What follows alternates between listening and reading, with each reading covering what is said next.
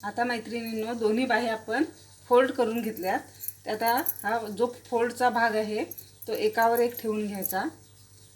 फोल्डचा भाग आहे तो एकावर एक असा ठेवून घ्यायचा.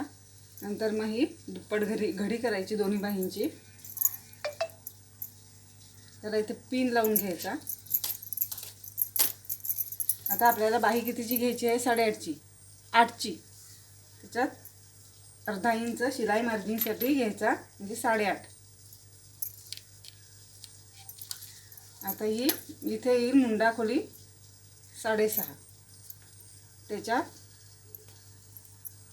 2.5 इंच घ्यायचं म्हणजे छातीचा चौथा आणि त्याच्यात घ्यायचा 1 इंच म्हणजे ते 2.5 इंच पुढे घ्यायचं. तर आता आपल्याला इथे जॉईंट द्यायला लागेल. अर्धा इंचाचा इथे जॉईंट द्यायला लागेल.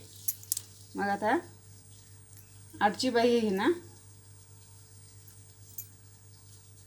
3 वर मार्क करायचं. 3 सव्वा 3 वर.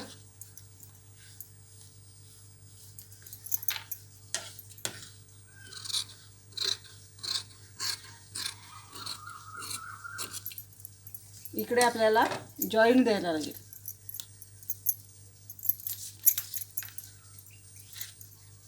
इथे 6.5 वरून पुढच्या बाहीचा शेप द्यायचा.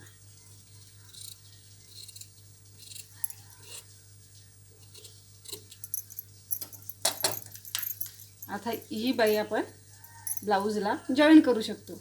ही झाली बाही तयार.